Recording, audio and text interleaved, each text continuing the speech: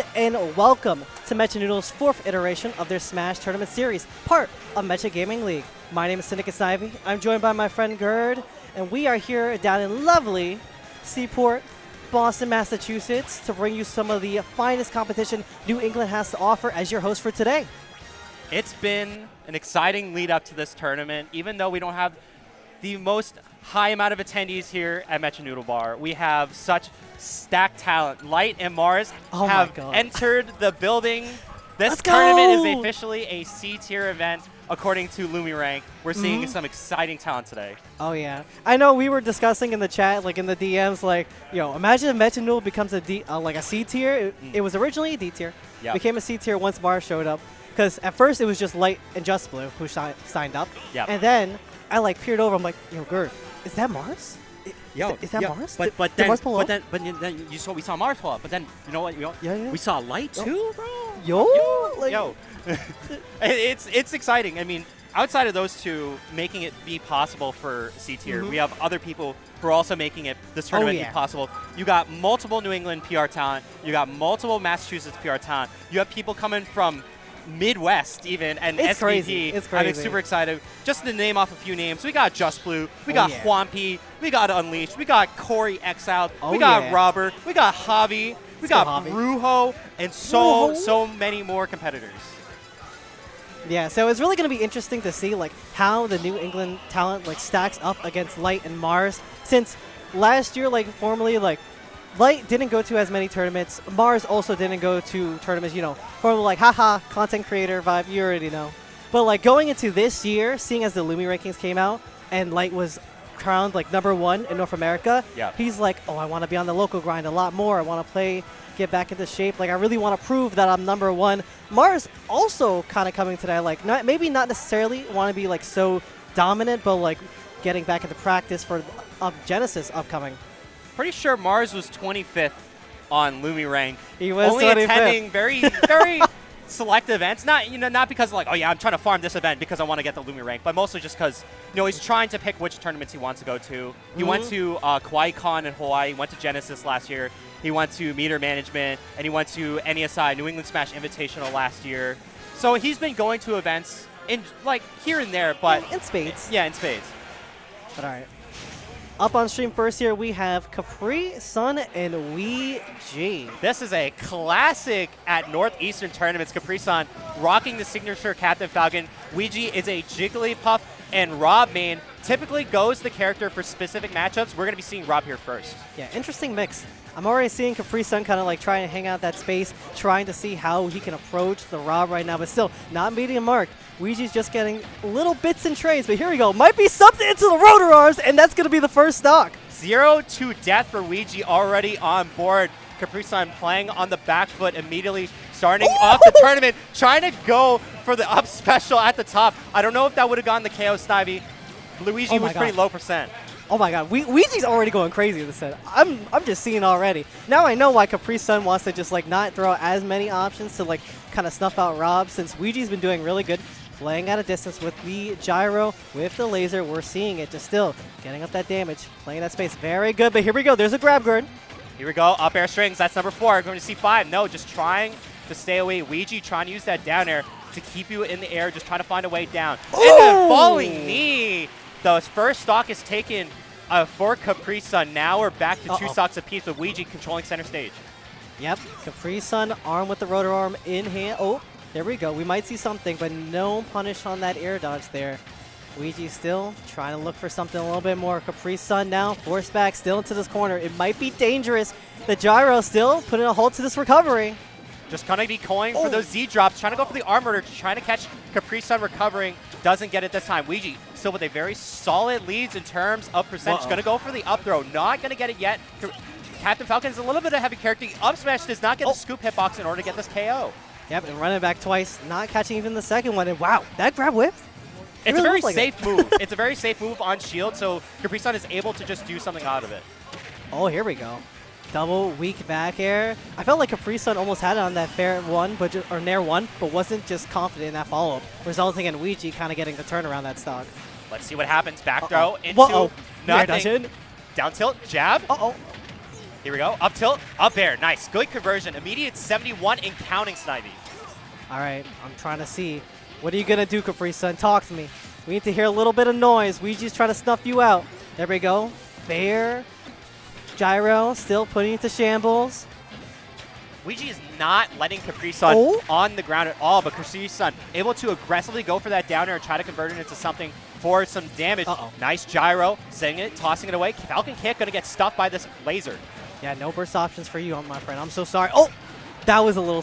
We get a little janky here, I guess. We get a little janky. That's just Rob's nature, though. All right, this could be something. Oh, but didn't quite get the fall for that stock. Capri Sun still having... Okay, never mind. Never mind. Finally finds stock with it down there. Capri Sun was trying to find ways to use gyro. Wait, no way! Wait. Oh! No, we almost saw... Potentially, I would imagine a wait a minute. Knee. No knee just yet. No way. Just whipping. Relax, dog. Relax. You almost have this. Let's see, forward throw. What magic are we going to make of this? Capri Sun amounting quite the comeback here against Ouija. Down smash, tries to gamble for it all. With the rage right now, I think 155% is enough for an up throw rage, especially at 162 right now, 168. We're going to see the potential for Ouija to just play a little bit more passive, try to find that grab guarantee, or just find one way to get Capri Sun off the stage. I love him just jumping back around this rotor. Ooh! Wait a minute. Hold on. This might be curtains for Capri Sun's first game here. Let's see. The option coming up from ledge is the jump. 200% gyro. Just trying to stay alive. What a catch with the laser! That was game number one. That was game number one, That was a little too close for like comfort. grand finals. Both players are going immediately in. No, I mean, defense was there, but just seeing how much they were able to survive and just how Capri Sun was able to hang on until the very end, very good for him. Yeah, and then Ouija just getting the setup, and Capri Sun being in a very unfortunate spot to kind of just recover on that low, just getting sniped out by the laser. Now we're going to be seeing this game 2 here. I would like to see like the comeback we were seeing Capri Sun, but just like game 2, just go full out force. If you're going to take anything, if you're Capri Sun, forget about that first stock. You were able to bring it back to last stock, last hit. Obviously, you're at 200%, but that just proves that you can hold on to a stock. If you do that and just change up your gameplay a little bit, you're going to do a little bit better in the pier. Yep, and we're going to be going to Town and City here, meeting. The ceiling's going to be higher, and those blast zones are going to be a little smaller here. I think that benefits both players equally. You have a really strong back air for both players and pretty strong forward airs, especially for Captain Falcon with that knee, but you also have a really solid forward air to just get some damage on. That was almost really bad, but Capri Sun was able to make the most out of it and even get a stock from the knee. Capri Sun taking the first lead of the set here at Mecha Noodle Bar, but Ouija not trying to play down. That back air, like I just mentioned, able to seal out of stock only at 88% because of those smaller side blast zones. Yep, and here we go. All about the near trade, all right. And then the combo a little bit cute. Not try. Oh, wait. No, wait, you're Rob. You can come back with the. Never mind. You're gone. Double dunk. The first time it just doesn't get the KO, but follows up again because Rob has longer arms and he has to have his arms above him when he's recovering with that up special. He has a extended hitbox, so you have to be careful about them when you're recovering. I'm all about raising the roof, but I guess this is not a place you would want to do that in. And oh god. Ouija trying to put Capri Sun to shambles here. Let's see. Are we going to see a stock? Nope. Trying to keep the juggle up. Let's see it. No true follow-ups. Both players are just trying to feel out each other just a little bit. Ouija not trying to do any aggressive reads. You don't want to take too much damage. Capri Sun has the ability to start racking up the damage. 21% right now, but he could bring that up to 60 really fast. Yeah, let's see. And the rapid jab winning out in the situation. Capri Sun not able to get the fall from the back air, but all right. Boarded a trip on the down tilt train, and here we go. We're juggling you up to the skies. Laser not going to do the damage, but Beyblade, again, still going to put you back in your place. All right. Let's see Capri Sun. Watch out for that back air. Watch out for the gyros. We saw Capri Sun in game number 1 have really solid gyro combos. We see a knee of that gyro, not able to get the KO. Gyro does not even get the KO off the side. Woo! Another dunk. That's 3 dunks. 2 of them for stocks, 1 of them almost barely getting it. Capri Sun fighting back in game number 2. We're seeing a nice, hype game number 3. I felt like Capri Sun heard us. It's like he took that advice to heart. Is like, full send? Like, forget that last game existed. Like, just focus on like, oh, I got that crazy comeback. I can definitely do it again. We saw it in full hands this time. It was like Bam! Something I definitely want to mention is that Capri-Sun was able to re-grab the gyro after he got that falling up air into a knee, which means he was able to hold onto the gyro to use it aggressively off stage against Ouija himself, forcing him to recover in a very low low angle, going back to the stage, which enabled him to go for the spike. Yeah, now, oh man, we already have a Game 3 set here for our first round at Mecha Noodle. You can imagine there's going to be a lot more crazy sets to follow up after this. Yep. Running it onto PS2, we're playing here in game number 1. Ouija already have gyro in hand, but gives it to Capri-Sun. Try to find a combo. Just using it again. Now, Ouija trying to find something off stage. All right, Capri-Sun making it back to ledge twice this time. Looking to get a little string. Didn't manage to get a lot, but here we go. The side B. Trying to put a little bit extra damage from these up airs as well. All aboard the up air train. No, not able to find the follow-up into the knee. Capri-Sun racking up some solid damage, looking like he's trying to carry over game 2's momentum into game number 3. Ouija just trying to fight back. Doesn't have gyro at all on the field. Gets it off this time. Trying to find the nair. Doesn't get it. Actually gets beat out by Captain Falcons instead. Yeah, I'm kind of liking these bold challenges. It's kind of put in the work for Capri-Sun, but let's see, all right? Avoids the back air on the platform there. Capri-Sun still just trying to find a setup for the Beyblade. Most likely looking to pick it up again, but Ouija just chucking on back. Let's see, is the down air attempt going to go? No, Ouija with the reversal with the nair. I love the nair reversal to just force an offensive option onto Capri-Sun, able to get back on stage. Oh! Ouija trying to find an option. Nice jab lock. That is crazy. Falcon kick on the ground, not an aerial Falcon kick, grounded Falcon kick, was able to pick up a KO. Insanity. I bet you Ouija with that DI was not expecting that to kill whatsoever. I mean, what were you going to expect? Maybe like a dash attack, a forward smash, Falcon kick of all things? How do you know if you're going to DI that right? I would never know in a million years. Here we go. We might see a Capri-Sun combo, but Ouija claps back with the forward air. Just again, trying to find their place here at the stage. Trying to find the stock up on Capri-Sun here. Back air, not going to meet its mark here, but there is the punish on the down air with the up smash. Ouija has not been able to punish Falcon Nair all too much, but getting that scoop hitbox on the up smash was a really important timing for him. All he has to do is get some damage on right here, we go. Into the arm rotor off the gyro toss. Yeah, not a lot of damage there, but it was still a solid chunk. Ouija can definitely bring this back this stock, but we already know Capri-Sun, once Capri-Sun gets in, Captain Falcon can be a deadly force, as you can see him just trying to find it in. He finds it with the Raptor boost there. Hold up. Let's see. Dancing around. Tries to go for the up smash, but nah, misses his mark. I'm very scared of when Capri-Sun goes for these up smashes because it doesn't have a lot of end lag, so he can kind of just throw out another move, especially against Rob. Right now, Ouija trying to find an area. Nice parry into the F-tilt, just forcing Capri-Sun onto the ledge, but Capri-Sun back to center stage, but still in disadvantage. All right, finding the up tilt to the up air. Ouija racking on this damage on Capri-Sun right now. Just looking to still keep him tucked away in this corner, but still has to be wary of Captain Falcon's first option, especially him just floating in that zone. There goes the grab. There goes the follow-up.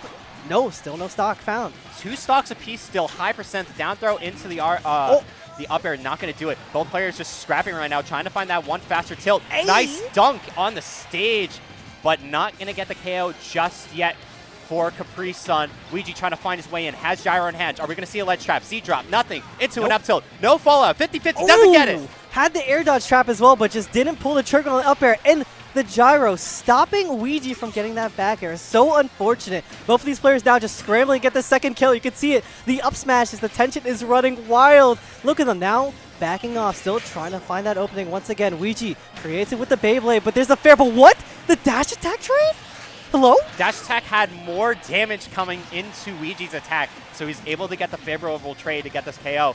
Ouija trying to find that up smash, tries to go for another one. He has to play super careful. You have so much rage for Capri-Sun's Captain Falcon that a solid combo could just rack up 50 easily. A laser going to be coming through. And that's gyro snipe from center stage, Snivy, able to pick up a KO. Last stock game number 3. That was so damn nice, but hold on. It's time to get a little nervous, but Ouija just jumps right out of it, looking to get something from it. Yep, fair, no link up. We're still just trying to find that one good opening on the side of both players here. There's a side B coming in from Capri-Sun. No follow of Ouija, just being so careful with how he approaches Capri-Sun just going forward. Most of the time right now, Capri-Sun has been playing the offensive. Ouija has been able to establish his offense, but he has to do it in a way where he comes from his defense. He has to try to keep Capri-Sun out as much as possible. Nice grab on the shield read. Just going to go for some minimal damage. Capri-Sun now playing with fire, trying to get this KO as soon as possible. Yeah, gotta be really wary on these coming back from disadvantage. Ouija has learned from the last game and still trying to mix things up on Capri Sun here. We could be seeing a stock. There's the gyro to the rotor arm. And that's gonna be it. I'm surprised. I did not think that Capri Sun would have gotten caught by that combo into the arm rotor, specifically the part of the arm rotor. I don't know if it was a true combo. It looked like it was close. I don't know if Capri Sun may have lost a jump somewhere. We'll just have to check this replay right here. You see Capri Sun going for that down tilt, trades with the gyro. We see the forward toss on the gyro, and then no double jump animation. So arm rotor looked like it was a guaranteed KO at that point. I really wonder if you could have jumped out on that last one. I really Maybe. It really depends if you thought it was going to really connect and be a true combo. Capri Sun might have just been, mashing jump to see if you can get out at that point. Probably wouldn't have gone for air dodge, because if you air dodge, you're going right into the arm rotor. Yeah, you're getting scooped. He's like, yo, free scoops. I was also not sure if it was going to KO as well. I mean, both players were around 60 to 80%. Yeah. Granted, you were pretty far into the corner, and you're close to the blast zone. So, in hindsight, that's a Rob thing. That's just going to happen.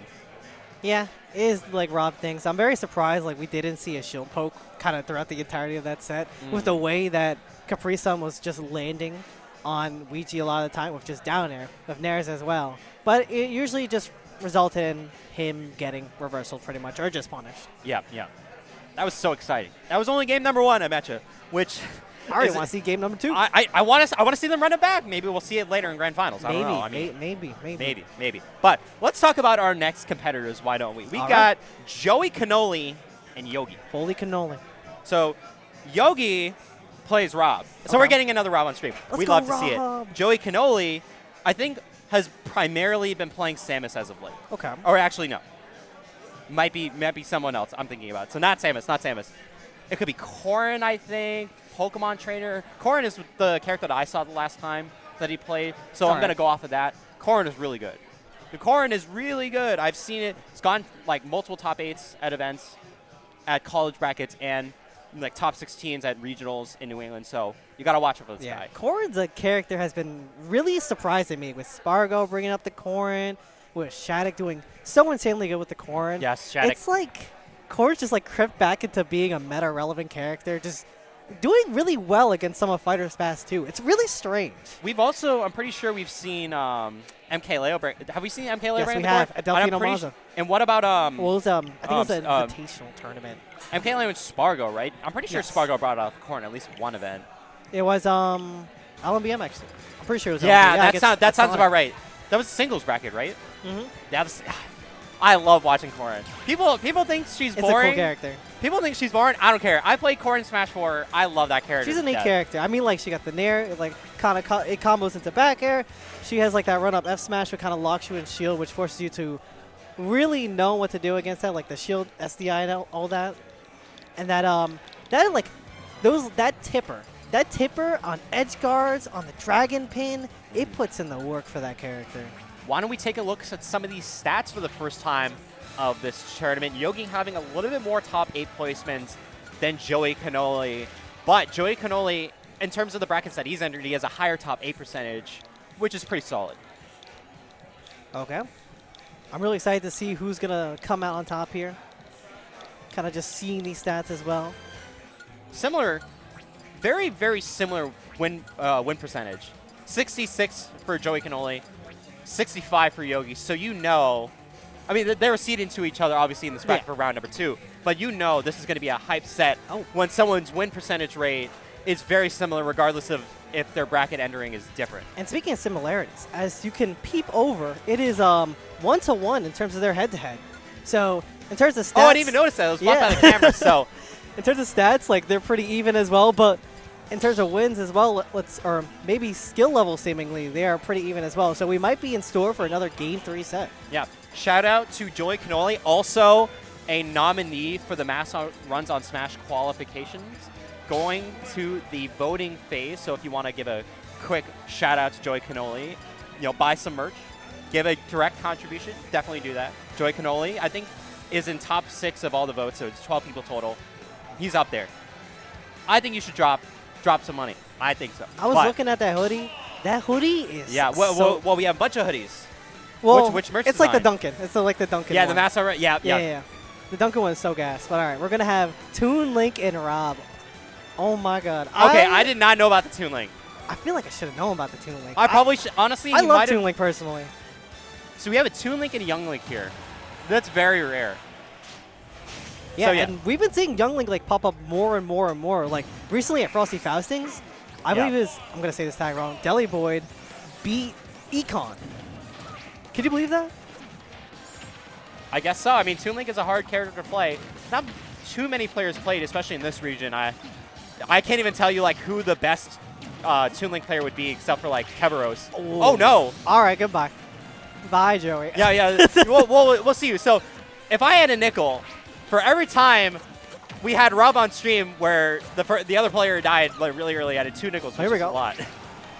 All right. Well, Joey Cannoli is trying to pick up the pieces like very fast. You've always been seeing the boomerang fair, bomb fair conversions as well, which we may see this edge guard go off if Joey can redeem. Hold up. Nope. Rob just going to go with the high recovery. Very smart against Toon Link.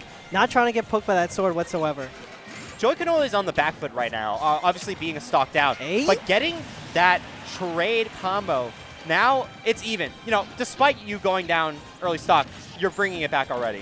Yeah, it's practically an even game already. Joey is really just trying to get another foot in this step. Let's see, 25% racking up, but Yogi finally able to get a nice hit. There's the rotor arm, still not quite taking to the back air, trying to trap as well. Damn, Joey's surviving through it all. Even the laser there. The laser just barely getting this KO. Oh. If the laser had hit, I don't think Joey had the ability to recover at that point because he didn't have a bomb in hand to give him that ability to just air dodge, use the bomb, recover again. Down smash covering the ledge. Yogi is going to be picking up that KO, and now he's going to be in the lead once again. Yeah, and I like the idea to kind of just go for the spin attack after the 2 back airs linked up, but maybe just to wait just a little too long. We're going to see the up tilt into the up air. Joey definitely going to be hunting for this next stock, just trying to rack up the damage due to projectiles, and then definitely looking for bomb fair, boomerang fair. We're going to see it again. Right now, Yogi just trying to play passive. You know, we saw this similar already, trying to play at his pace. He doesn't want to go too in. A little bit too aggressively because you could see Joey can only find those combos like you were just talking about. Let's see, boomerang. Oh, what a lovely conversion off the bomb into up air. I think that was boomerang bomb up air. Yes, it was. That's a 3-piece. Normally we see only like a 1-2, but that's a 1-2-3 punch combo. It's really sick that Joey can only has that in his bag. Yeah, but Joey Cannoli, it's a little stressing, you know, playing on the back foot this entire set practically, where Yogi basically, you know, gets the one interaction, gets a nice 3-piecer, sets up for like a very nice edge guard, and manages to kind of get the stock off that way. Right now, Joey Cannoli playing at a small disadvantage in terms of about 50%, now only 38%. Yogi's just trying to, again, play a little bit passive. He wants to get the bomb, he wants to get the gyro in hand. He does not also want to let Joey set up these projectiles. That is the bane and the main reason he's lost his 2 stocks already. All right, let's see Toon Link ledge trapping at its finest here. We're going to see the up air. Oh, but here we go. Oh, spin attack does reach the ledge. We're going to run it back at the ledge. No trap from the forward air. Joey is really hunting for the stock now, keeping Yogi back at disadvantage here. The Nair still not whiffing it out. Yogi knocking Joey back with the forward air. This is going to be really good for him. But the forward air meets the mark, and that is going to be game 1. That was back and forth. Again, like Joey behind, and then Yogi was able to just try to keep it even, but then inevitably Joey was able to take game number 1. There was a situation where I thought Yogi wasn't even going to be able to make it back because he actually didn't have enough, I don't know what you call it, gas for his up special, meter, oil. Yeah, I don't gas. know. Yeah, gas. Like he didn't have enough gas, but in the tank. But I mean, at that point, Yogi just had to constantly fight back so many times to get back on stage. Joey was able to just punish that. Here's the 3-piece combo. Yeah, there's boomerang, bomb, into up air. Normally you see a forward air, but the up air was just optimal there. That was true. That was just straight up all true. And you can tell that Joey really knows this matchup. We're going to forget about that first stuff, but able to like kind of intercept the Nairs, which we only saw just once, maybe even twice with the Zair. It's pretty good. But you're mostly going to see Joey kind of get a lot of these interactions off of Boomerang and Nair as well. Just link up into like these nice few pieces of damage. Oh, nice triple back air. If you're at lower percent, you can combo into that. Yogi trying to find a combo for himself, but just drops it slightly. Still getting the damage on, but Joey just has a little bit more right now. Yeah, let's see. I really like how Joey's just hanging back now against Yogi. Yogi just trying to find that opening with the gyro, with the nair as well, but still not able to find much here. Oh, I love Yogi using the gyro aggressively, just trying to use that as a projectile to trade against some of Joey's projectiles in the boomerang and the bomb. Look at that combo. Look at that kill. We see that. We see you, Joey, going up 3 stocks too. All right, now finally be able to be comfortable now. Not exactly on the back foot, but you can't really say that when you got Rob around. You might just find yourself into a gyro into rotor arms combo. But let's see. We're going to get the up air. No laser snipe here. Let's see. Can Yogi keep that trap and going on strong? Right now, we've seen Joey just constantly put Yogi in disadvantage. Nice DI on the up air. Doesn't get the kill for Yogi. Joey can only just trying to survive a little bit more. He's been stuck in disadvantage for a little bit. He's been stuck in these corners. Nice there to just push off the pressure. Nice up tilt, no follow-up. Yep, we're going to be seeing a lot of these airs to trying to just knock back Rob, since that's really one of the only few tools that Toon Link Kid has to deal with Rob in this situation. Where, there you go. We're going to hang back, try to get the boomerang back. Double back air does land. We're just going to rack up that damage, and pretty soon we're going to be seeing a nice bomb or boomerang combo into that forward air for a stock. Oh, Joey Cannoli able to get back off the stage briefly, back on the ledge again, but just goes for the dash attack. Oh. Yogi has been constantly getting put in disadvantage by Joey Cannoli, and that's one of the reasons that Joey is just winning this game. Yeah, and you can see Joey trying to go for some shield pokes here on Yogi, which is pretty interesting. Knowing that Rob's a kind of a big body, you can really get those hits in when you got boomerang your buddy and bomb just kind of chipping you on the shield. But all right, Yogi able to get a swing in from the forward air. No grab fall. Nope. Nothing to make of that interaction as well from that little scramble. Let's see if Yogi can get this stock off. Still trying to trap Toon Link at the ledge. Still no stock found, Gerd. Yogi had so many opportunities to get a KO. You saw the whiff grab, but the bomb explosion. Could have gone for something like an arm rotor off the ledge. You could have gone for a down air right here, trying to find the back airs at the ledge. Yogi's just missing every possible opportunity to keep himself in the game. Damn, what is this coverage from Joey? Joey keeping himself safe at all situations, all opportunities, and the F-tilt gonna catch you hanging on the ledge. I love that move, by the way. Because Yogi had higher percentage, the invincibility did not have as much timer as if you were at 0. That F-tilt getting the confirm. Joey taking his first stock loss of game number 2, but still has 2 stocks to 1 sniping. Yep, let's see. Yogi definitely got to make a lot of this being down a stock in this set here. Still just trying to be careful, trying to find that approach on Joey. Joey just making it really hard between these theirs and just kind of dodging around this robot here with all of his projectiles. Right now, Yogi really needs to have gyro in hand like all the time. Anytime he can get gyro out safely and get it in his hand, he needs to do it. Because he needs to use it aggressively against a lot of Joey's projectiles, but he also needs it for combo food. Yeah, and it really sucks just not being able to get a lot of these nair reversals when Joey just tries to go for these juggles. It's really doing him in, but we're still nickel and diming out here with the nairs. Not able to get the backer, though. Still, Joey really hunting for something, but again, Joey's just been so slippery. Yeah, the trades aren't really working in Yogi's favor. Obviously, he's only at 61%, going to be about 76 now, but you don't want to be playing on even percentage when you still have to get another stock. Yep, still. See, Joey has slowed the pace of this game down immensely, forcing Yogi to really just get those trades where he's like, all right, we can just sit back. We can both get these percentages up. The up smash, though, is not going to do it. Almost, but not quite. I don't think that was the stronger hit of up smash. Maybe just barely, but it didn't get the scoop hitbox. Nice back air catching the aggressive boomerang toss from Joey Cannoli. 97% for Yogi. Not out of it yet, but you still have to be very careful of all these projectiles racking up that tit-for-tat damage and then a possible bomb KO into a forward air. But the gyro interception. Joey went for the forward air follow, but wasn't able to get it. And hold on, I feel like some wind is going Yogi's way right now. Being at that 105, having a little bit of rage, he can definitely make something happen here, I feel like. Oh, watch out for that bomb conversions from Joey Cannoli. You know he has it on lock. Boomerang could be coming back. Gotta watch out for it. Tries to go for a gyro. Gonna get impeded by the boomerang on the return. Yogi just trying to find those nairs, trying to get in. Nice combo, but it wasn't an up air. It was a forward air. It's sending him across the stage. Not gonna get the KO. Here we go. You gotta escape the ledge trap from Toon Link. Trying to get a stage fight potentially. There's the back air setting you up high, and no trapping on the spin attack there. That would have been really dangerous for Joey if Yogi capitalized on that situation. Oh, try to read an air dodge maybe, and then goes back off stage. He's losing a lot of gas. Laser going into the ledge. Has to air dodge. Is able to get it. 162%. Trying to go for a falling up air. Nothing yet. Wait. Nice dash attack. This is it. Off the stage. Here we go. That's a KO. We're going to game number 3 again. I felt it. I felt it. Joey was slipping up just a little bit with his. He was really trying to get those kill confirms, which you're going to be seeing, like trying to get the bomb forward air several times. It just kept whiffing. And Joey was able to capitalize on Joey's mistakes and able to just make a comeback happen miraculously. And this moment, this key position to just go for the rotor arm kill. Oh my god. But you know why he did that? Because he didn't read the jump. There was no jump. He wanted to play patient because with the Toon Link's recovery, if you're not going to go aggressive, double jump back onto the stage, you're going to go low, and then you're going to use your up special back to the ledge. So you can easily telegraph where he's going to go. He was probably trying to keep a jump in case Yogi was going to go for a forward air off the stage. Hey, yo, I see Joey's going demon mode right now. Switch up to the Dark Toon Link skin. All right. Let's try to not get fancy out here. Right now, both players just trying to feel each other out, playing across the stage from each other. They're not scrapping as much as you think they want to. But it's also game number 3. You want to be able to conserve your stocks, conserve your percentage as much as you can. Yep, we're trying to enter zoner mode right now.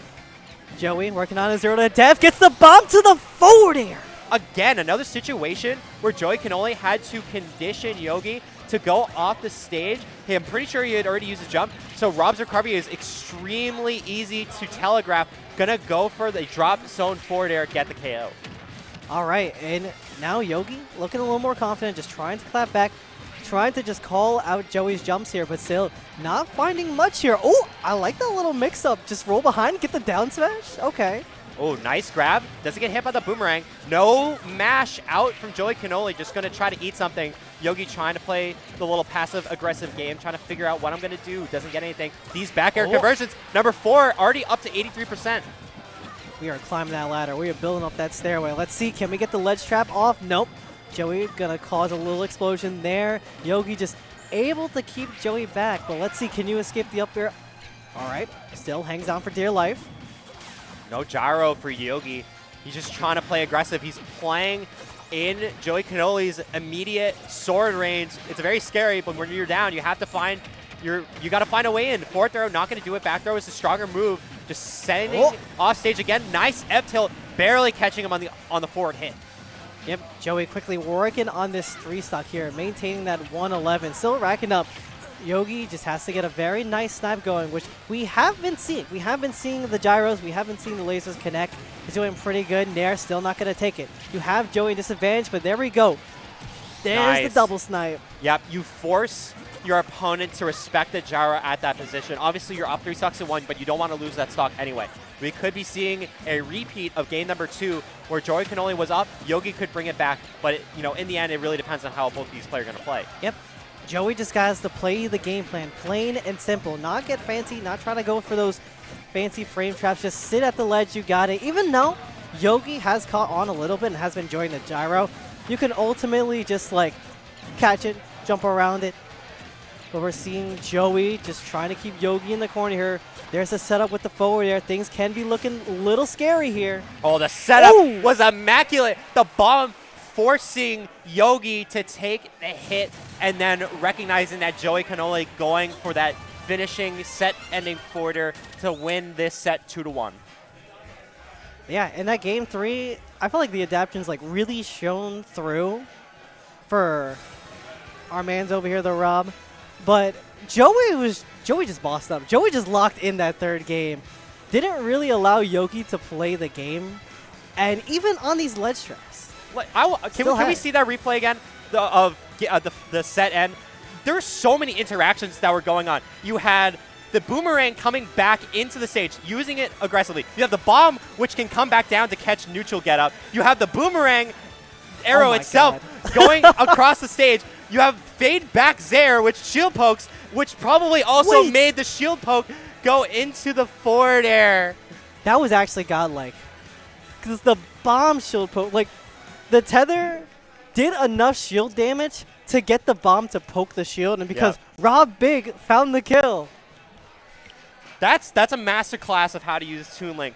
You're using all of your resources in a situation to checkmate your opponent. Because if you're Yogi, you're like, okay, I have to deal with the boomerang coming back. Oh, there's an arrow coming through. I still have to deal with the bomb coming down. You have to deal with, you're playing against Swordy. Obviously, Toon Link Sword is not long, but it's also disjointed from its actual hurt box. So you have to deal with, are you just going to sit at a range where you could just go for forward tilt constantly? There's so many interactions. Meanwhile, Joey's still out of stock to in the back, so you can just do whatever you want. You can play aggressive. Yeah, still room to work around, still room to play around with. Now you can see why Toon Link is such a threat, and people kind of just sleep on this character a little bit. Has insanely good ledge trapping. We even see like a spin attack kill that setup. That game. We didn't see it at all.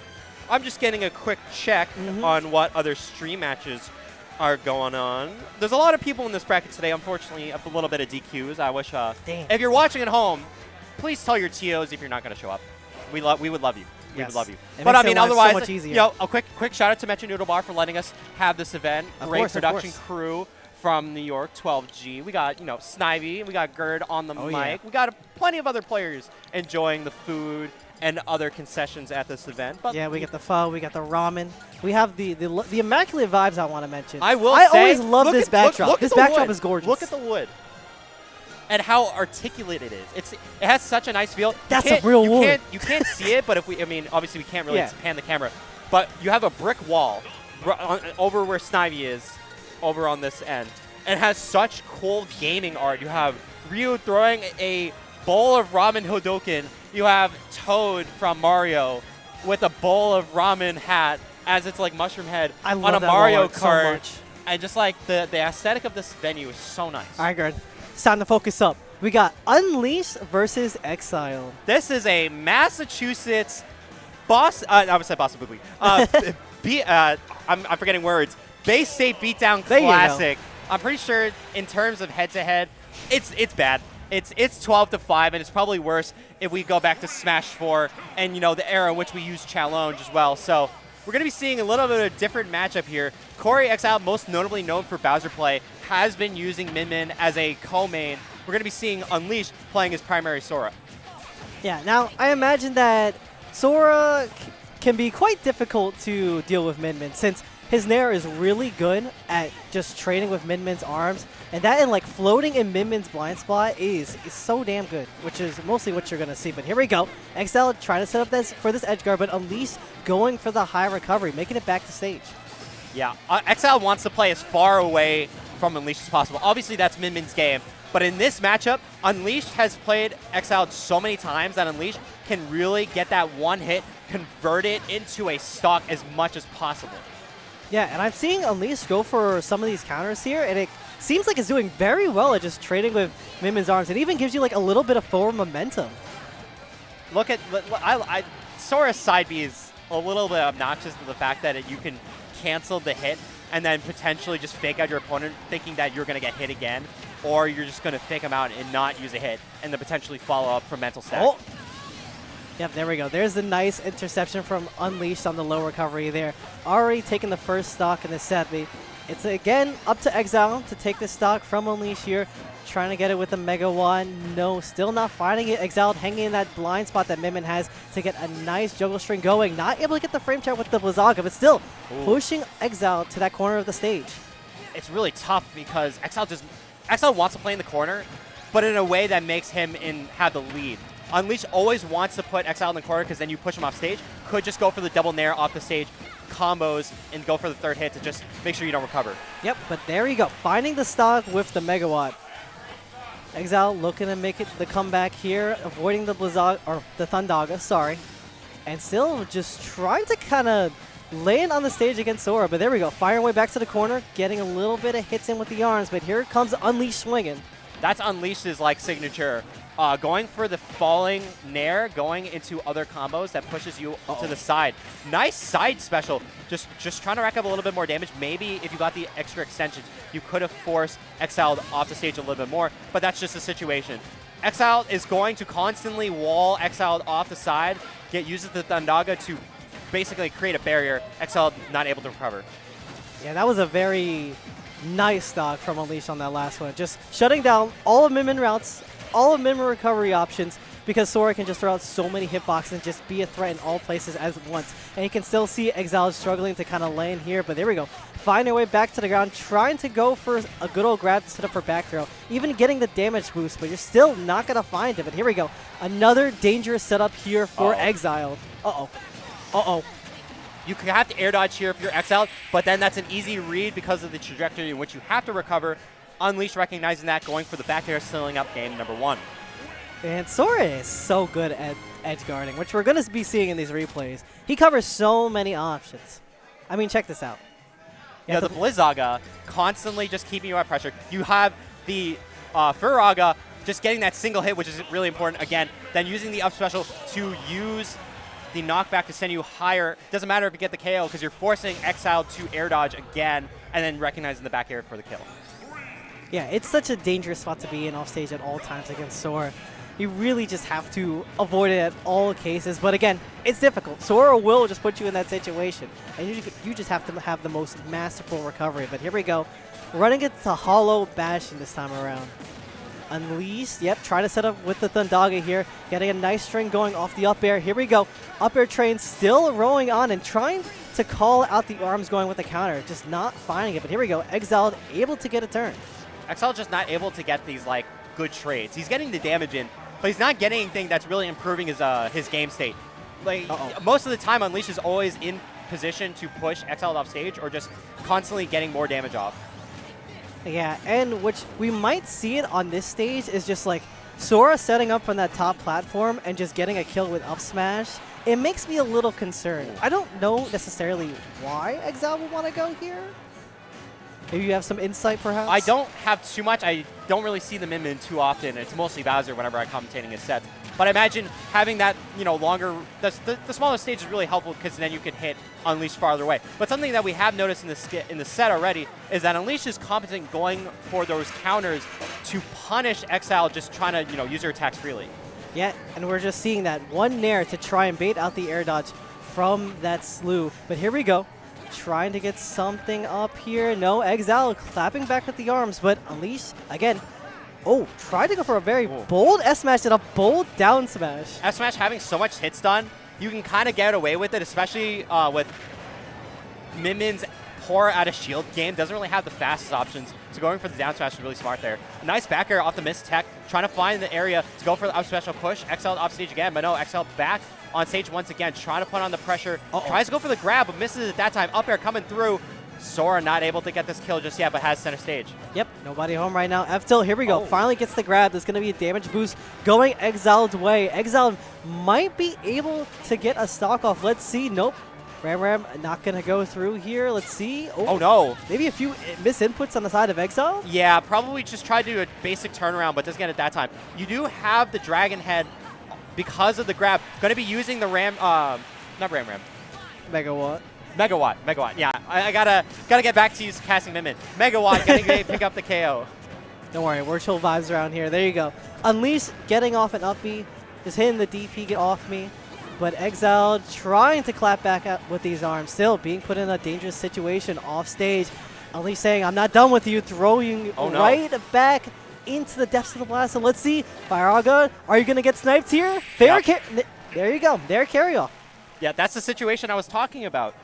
Exile's, linear recovery on Min-Min, you have to go down about where the level of the stage is to really get that snap. It's not like Pokemon Trainer Ivysaur, where you can use your up special tether to grab from above the ledge to be safer on your recovery.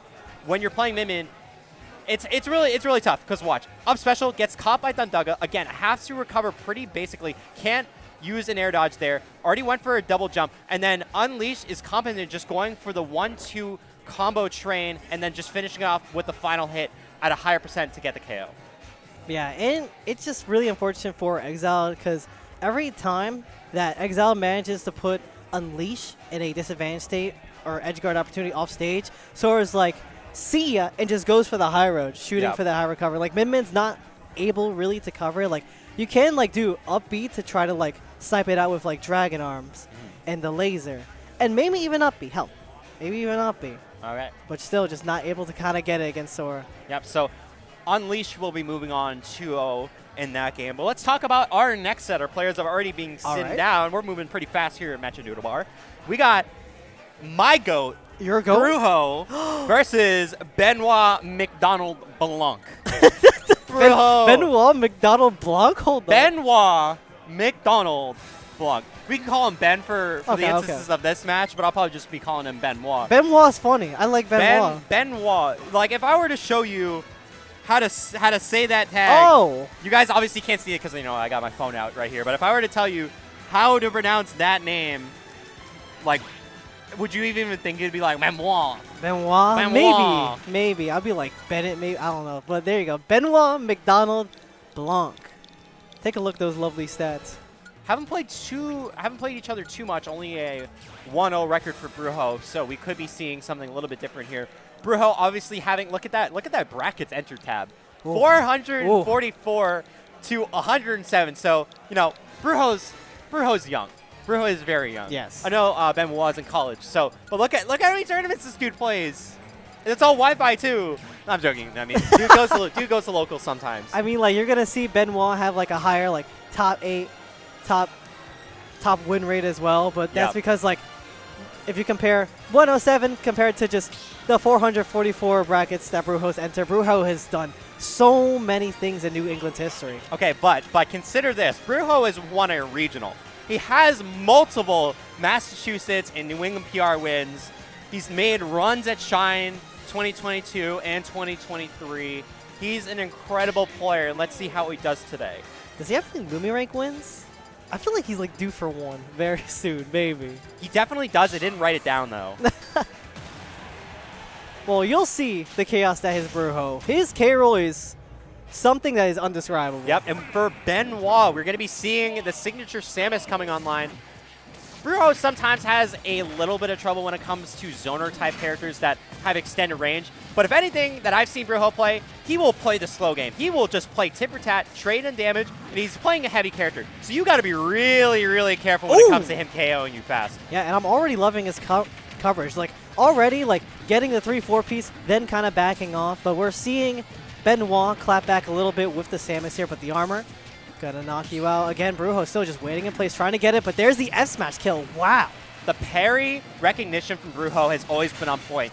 He is able to parry so many moves so effectively, but he also understands what he can punish with. Knowing that you can go for the down tilt, get the berry subsequently, Benoit was not able to get the forward smash, gets the KO there.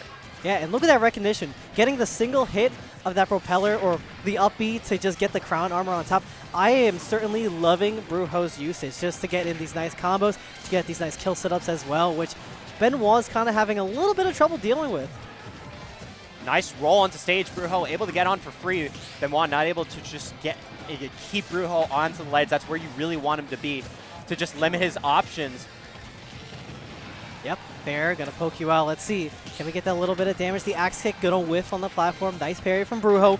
Brujo is still hanging back, finding really good hits there. Oh, that would have been a crazy call out. That would have been an incredible read if he was able to recognize if Benoit was gonna go for the roll read inwards, but just goes for the neutral get up. Benoit having the stage, has some decent charge onto the charge shot, opts to go for the mini bomb down special, doesn't get anything off of that, nothing special. Half charge shot, smaller charge shot, nice there. 213% onto Brujo right now, Snivy. See, trying to get these pokes from the mini bombs as well. Ooh, tried to call out the roll there with the down tilt, not able to get it. Brujo going downtown to get that nair. Very nice stage spike stock there. Drop Zone City with 213%. Brujo playing with fire. The later hit of Nair 2, able to get the stage spike in PS2. 3 stock to 1 lead, Snivy. That down smash, even from across the screen, not able to pick up this KO. Let's see, Benoit definitely looking to go for that stock. Yep, gets the grab and just yeets Brujo into the blast zone there. But Brujo definitely going to clap back in a very fast bash. Hello? No, I don't know if that Brujo stock. It might have been a controller malfunction. I'm not entirely sure. I was looking at his player cam, but it doesn't matter. Crown return from the side special. Brujo has that unlock all the time, going into the up smash. It looked like it was just barely about to connect, but you know that crown has a big noggin too, so it kind of just gets that KO. Don't worry, he comes back on those. Like Brujo, he may be down, he's never out. He's quite literally never out. Well, let's see. Look, I really want to see that stock again. Yep, so nice. And that crown armor. It was all because Benoit was trying to play aggressive and get that grab. Because Zaire has a longer recovery than most other like normal grabs, you have more time to wait, which enabled the crown to return in time. And now we're going to be running it back to PS2. Brujo able to start off in a similar fashion, pushing Benoit to the depths of the stage here. Let's see, up air train all aboard. I mean, it's good damage, but look at Brujo. He's already racking up 52%. And could be getting a little bit more. Benoit trying to fight back, just playing in center stage. Keep Brujo locked down, using those forward airs as a shadow boxing tool to just pressure your opponent. Yeah, and Benoit just trying to go for the tick throw there, not able to get it on Brujo. Benoit definitely just finding most of their damage just on, not really projectiles per se, but just these forward airs, just these Zaire pokes, not even these plasma blasts. Interesting usage of just trying to use the crown return or the cannonball. Nothing's going to work out that time. Oh. Nice suction on the blunderbuss. Not going to get the KO. Oh, no. Benoit jumps into the crown. No double jump still for Benoit. Has to try to deal with it. Nice tech, but it doesn't get the up special.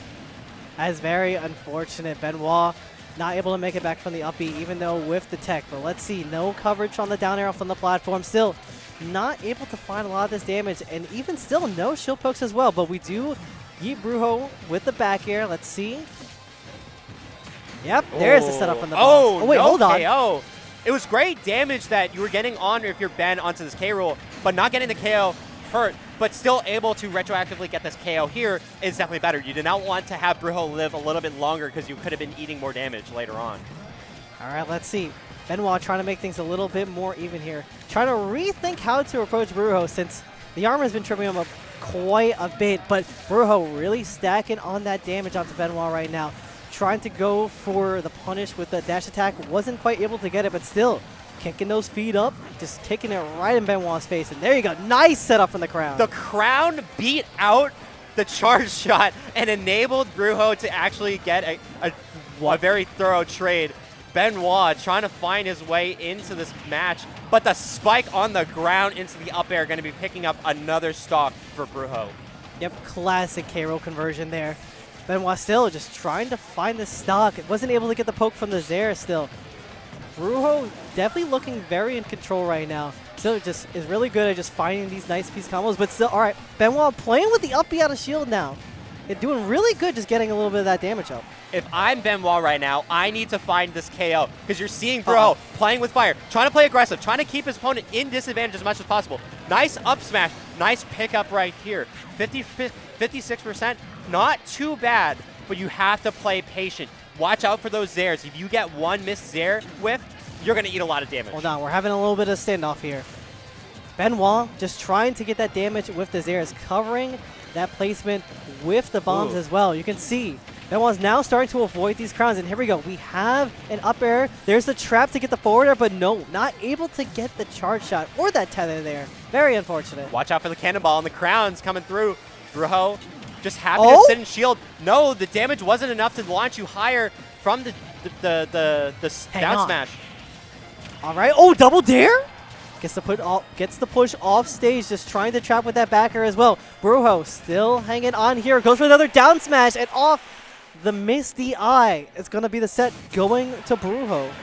Whenever you're playing against Brujo, you got to watch out for those very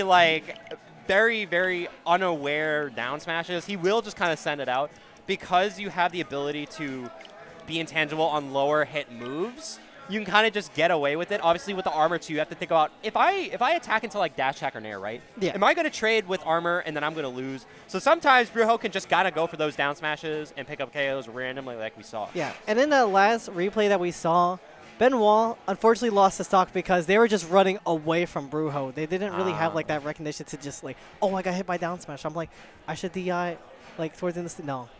You got smoked because you were running away.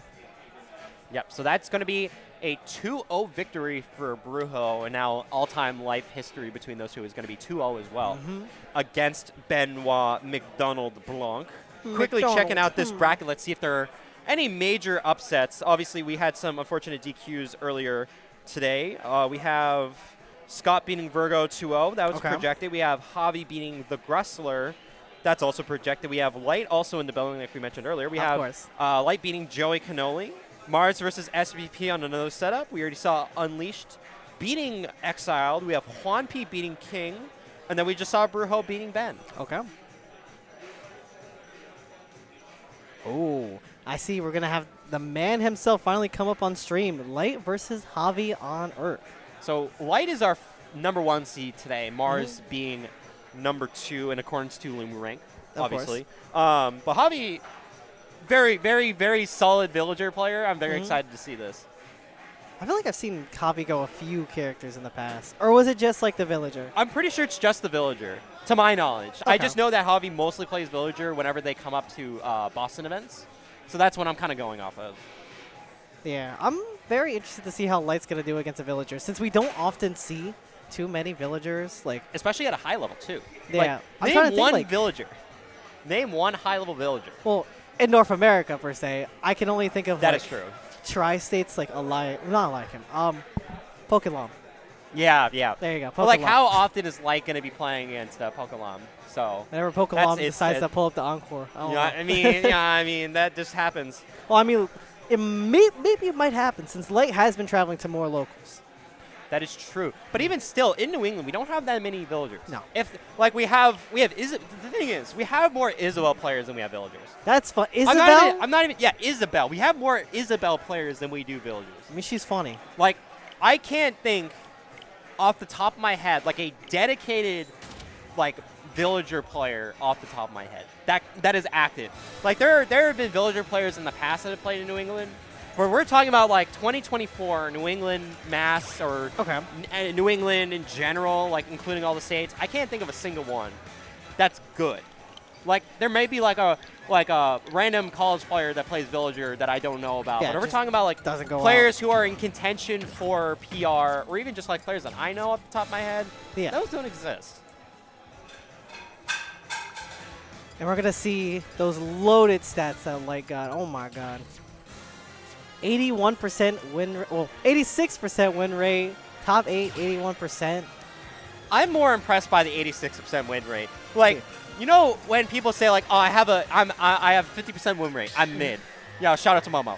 I'd be happy with a 50% win rate. Players who are PR contention, like we saw earlier with Unleash and Exile, they have a 65% win rate. That's good. 86% win rate basically means you do not lose. Nah, I stay winning. You can't even say oh yeah, I'm going into this match against Light. I have an 86% chance to knock him out. It doesn't work like that. 86% win rate is basically just saying I'm going to make it to grand finals most of the time, and I'm only going to lose in grand finals maybe.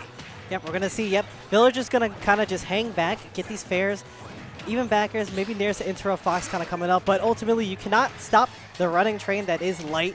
But here we go. Javi putting on just a little bit of hurt here. I'm liking the good start here. So far, Javi winning the damage war. Already getting 34%, which is very good. Light just kind of playing around. Maybe he's trying to play the longer game. He's not immediately going into a lot of damage. Wow, an aggressive Firefox recovery off the ledge, just barely missing out on the cannonball hit. Yep, going high was definitely the right decision for Light. Just snapping to that ledge. Might have been certain doom with that bowling ball, but Javi doing a really good of just kind of zoning Light out, just playing really patient, not jumping at the chance when Light's just kind of jumping around Javi's shield, just baiting. But the back air does take that first stock. Okay, Javi put it on the hurt. Javi is able to just precisely get those slingshot attacks in, which is going to obviously rack up the damage, but I don't think Light was expecting to get hit there, and not DIing correctly is just going to lose his first stock.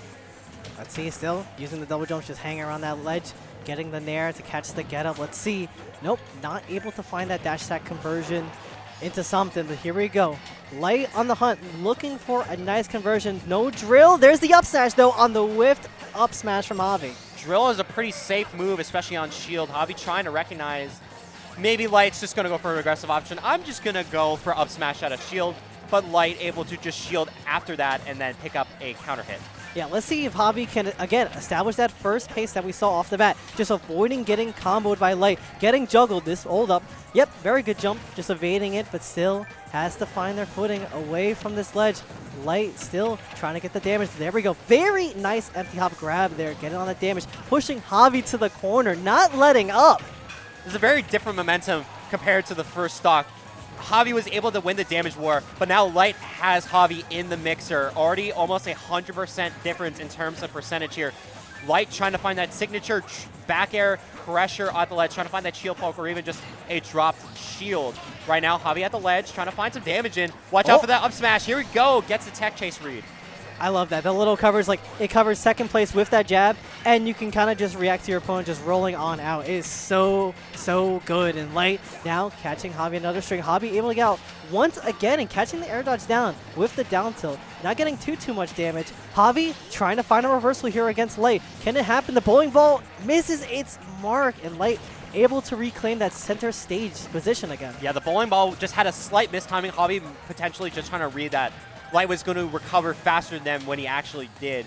Living a little bit longer. Trying to go for an offstage axe hit because the tree is up. So a little cheeky. I don't think it would have gotten the kill, but we'll just have to see. Light able to just blow off this pressure with the jab, just forcing Javi back to this what to is the ledge. That? Just stalling at the ledge. I've respect never it. seen that before. That's so fun. Like, Yeah, because maybe it can shield poke and it does stall you a bit. So Light can't really just do that nair ledge trapping that we've been seeing before. But okay, Javi, you gotta just run away from this Fox right now. But the Fox is trying to catch you right now. And nice using the neutral beat to kind of bypass that trapping, because it does have iframes when you use it. Light playing with fire right now. He's, again, trying to go for those back air hits, trying to find that shield poke. 121% to 92. Villager is a lighter character, but look at that. Javi reading the jump from ledge, going for the up tilt. Now on even stocks, the percentage game is a little bit different, but now Javi does have this axe up smash for damage. Very nice jab. Ooh, got the cheeky little nice follow-up from that axe. Hold on.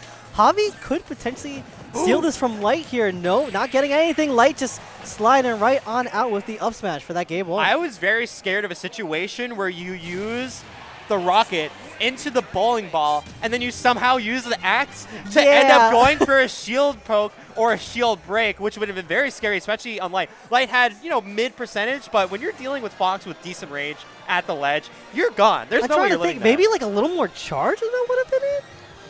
At that point, you can't really risk it. You kind of need to pressure your opponent.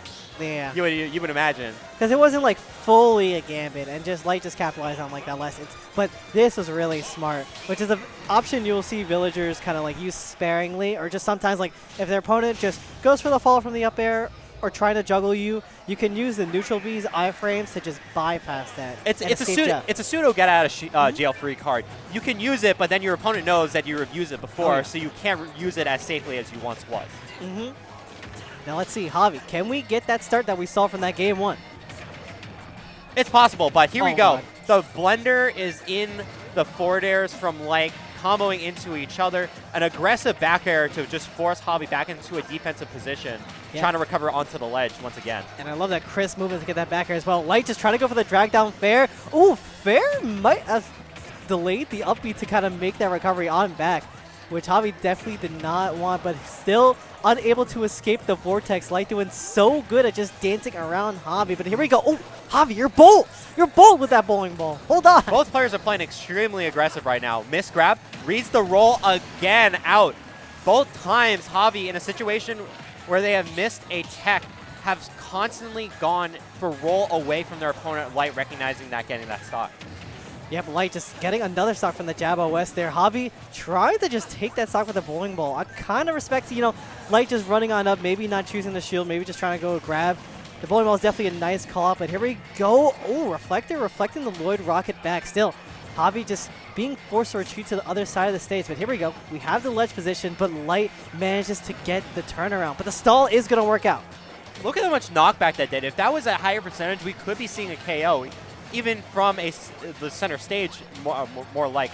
Right now, Javi playing extremely aggressive with these slingshots, just trying to find that dare off the ledge, but Light able to be back on stage. Aggressive up tilt into the dash attack, trying to find some more pressure. Going for a nice read on the forward air, coast to coast for Light. Yep, and trying to sneak in that backer as well. Javi intercepting there. Oh, we melee? All right. Able still just covering Javi right now, not able to really get any sort of footage on this platform whatsoever. Light hanging around town, but Javi potentially almost getting this stock here. Bowling ball, no! Light makes it back from the up B. It's a tight timing because if Light is able to get back enough, would have grabbed onto the ledge, you would have missed your opportunity and potentially could have got a reversal. Javi had to kind of take a risk and reading when Light was able to recover, especially on the angle. Yep, Light now putting Javi back in the blender. These up airs. Javi able to get out just a little bit with the Phantom Footstool, but Light might be going to end it all here.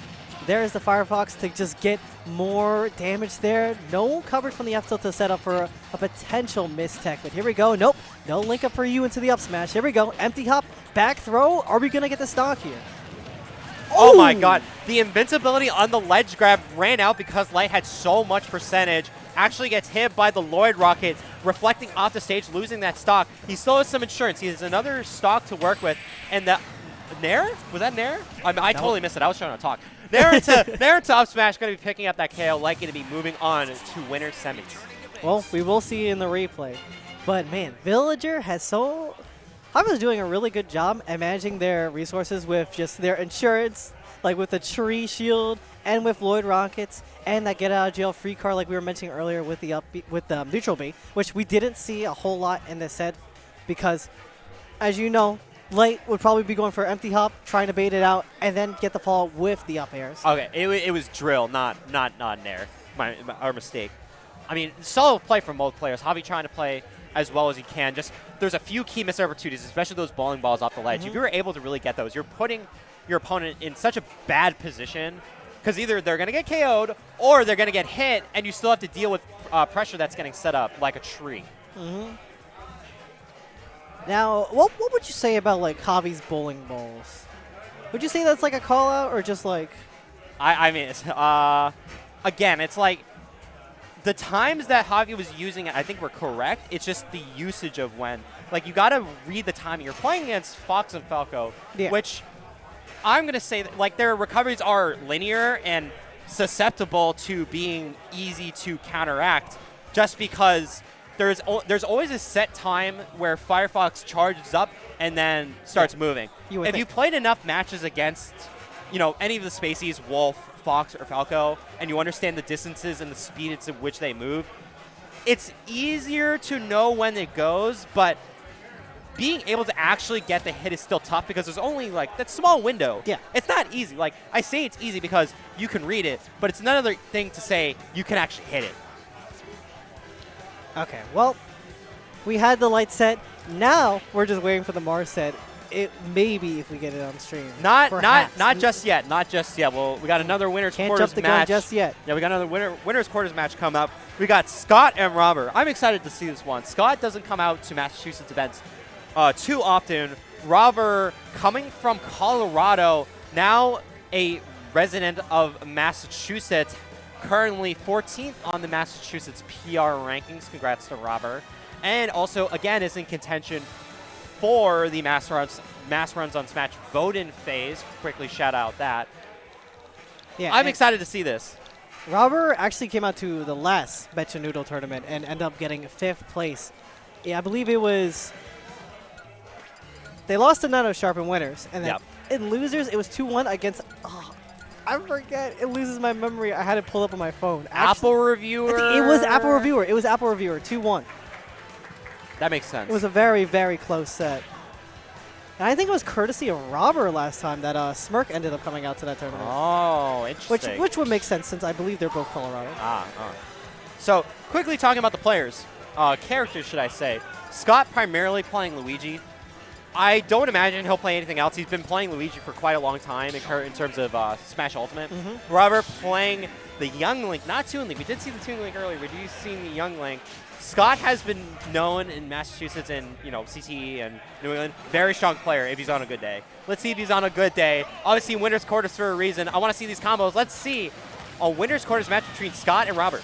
Well, you know what to say. Don't fix what ain't broke. And you see Scott is just rocking that 777 tag, and it's time to get lucky here. But an unfortunate string for Scott as Robert getting up that damage with the Young Link right now, still doing really good at boxing out Luigi here.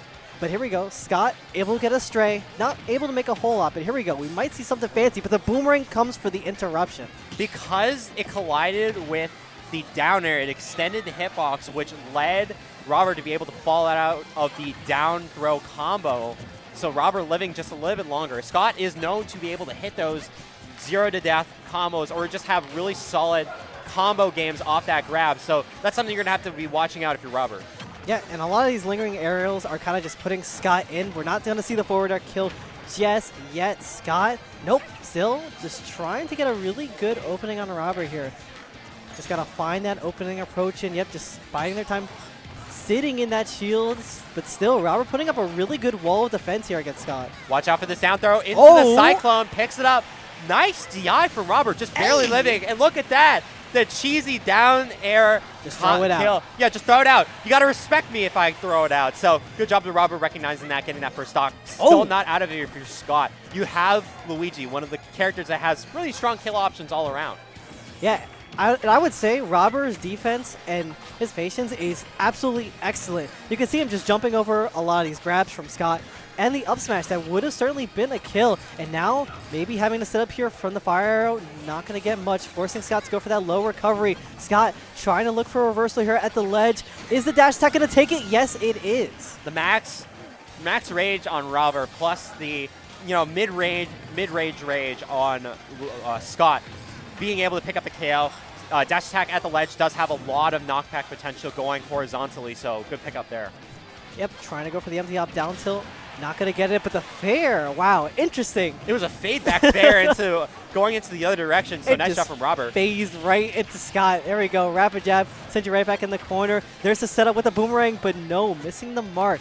And we're not going to see any pickup still from the fire arrow. Just hanging around that shield and waited for that shield drop to get the up tilt in. I did not know that up tilt was a kill move for her Young Link. That's kind of surprising to me. That's a great pickup. Now having that insurance of an extra stock to work with. But watch out for this. Improvising combo for Scott. Able to pick up some decent damage and could then get some more a little bit later. All right, let's see. Yep, back air into the dash attack. Trying to get a little bit of damage with the boomerang or the bomb. Not missing much with Scott. Just interrupting the whole flow with the nair and getting a nice pickoff off the plunger. There we go. Running it back with the throw. Are we going to get the kill? Ooh! Robert had a way to get out of that. He DI'd in the first time and then faked out Scott, but because it was basically a frame check because he had air dodged back to the stage, got picked up again. Scott then using the down throw Cyclone, Robert accidentally going into the Cyclone getting hit. Yeah, and now we're back to this little dance that we have here. Scott looking to get a 0 to death on Robert, and it's to the skies you go. Scott just laughing about that. Robert definitely does not look happy about that. I mean, the entire game, Robert was able to play on his pace of the match. Always playing on the defensive, always trying to keep your zone out. Scott always had to be the one aggressing into Robert's area of attack. But the one time the grab mattered was at that 0% range, mid-range for Scott. Able to get the full conversion. No missed chances here. Scott picking up that one-hit KO opportunity. Yep, and we finally saw that famed 0 to death that you were talking about earlier, which Scott knows how to get it, and Scott definitely knew how to pull it out in that last second to clutch out that game one. Now let's see. Is it going to be like the same flow, or are we going to see a confident Scott going into this game too? We can see the pace being a little slow, kind of how it was, but there we go. Robert getting the defense, but there we go. Tornado at a disadvantage to get the combo break. Because the Cyclone has invulnerability on the first few frames of activation, you can use that to combo break, especially on some of Robert's attacks. Yep, and now I'm seeing Scott go for a lot of nice reversals here, trying to get it off these down air bounces on the shield, but here we go. You gotta escape the Young Link trapping you on the ledge here. Uh-oh. Nice. Ooh, that's so unfortunate. Great job for Robert to recognize using those projectiles to push Scott in a weird situation where you're kind of living on the edge of the actual ledge, and then just going for the drop zone fair. Yep, I'm scared. Oh, I thought he was going to get the up B sooner. I don't know if Scott didn't recognize that he could, roll away from the jabs and then just wasn't there. Oh, he hit the plank. Yeah, you got to put that mental damage in. So we don't know if Robert takes those taunts lightly or not, but you kind of just need to send it. Let's see if the mental damage is going to be done. We see the down tilt into the spin attack, and yes, it is going to be the stock there. Let's see if Scott can get a little bit more of those 0 deaths, which is in the range pretty much to get it on Young Link. Just has to find this one opening, but Robert still doing a great job of putting up this wall, pushing Scott towards the ledge once again. It's all about that one grab. We did see Scott in game number 1 get that 0 to death combo with about 75% of rage. So he's able to hit it. It's just a matter of if he can. The percent window is pretty tough. We do see it right there. Doesn't go for the extension of the final dropping up air into the up special, opts to go for a raw down air into that up special. Now we're even once again. Now let's see, are we going to be rolling the slots of Lady Luck here, or are we just going to get this stock and just play it on out? Robber not trying to just get hit by any of these 0 to deaths right now, putting up an immaculate wall with the boomerang, the fire arrow as well. Back air, going to put Scott in his place at the back. Scott just trying to get this approach against Robber here, getting these little hits in. Obviously, Scott's been playing extremely well, but he's still down in terms of percentage. He only has 1 stock left. Robber could be bringing this to a game 3. Shield on Scott is pretty low right now. Robber just recognizing that, just trying to get the damage as much as you can. Watch out for that boomerang if you're Scott. Ooh, this is getting real tense for Scott right now. Robber's just trying to whittle away that shield, trying to get a shield or a setup, but trying to go for the forwarder. Scott recognizing that and getting that damage out with the tornado to reversal. Are we going to see the kill for the down tilt? Yes, we are. And we got a game 3, ladies and gentlemen. Scott was able to use the Cyclone many times in that set, but Robber was not phased. Just always just understanding, like, yeah, it might come out at any point, but then just, I mean, it could have come out at that last point. There was 2 times where the Cyclone really mattered where Robber dropped the combo and wasn't able to follow up with it, but able to get this combo here, down tilt, and just decides to let it rip with that forwarder, not recognizing. I don't think Scott's going to go for the Cyclone iframes again, getting that kill. Yeah, and in that game 1, we didn't see Scott go for a lot of those tornado kind of combo breaks or just to get out of disadvantage. Which, you know, you got to have that discipline with Luigi to not kind of just dish it out as much because your opponent will pick it up. But going to this game 3, we might see a little bit more frequently to see if Robber is still on his toes here. Is he still paying attention to Scott's habits? Robber's still playing aggressively, you know, despite what has happened in this set already. Has the percentage lead again. I mean, Scott has not really led at the start of a game.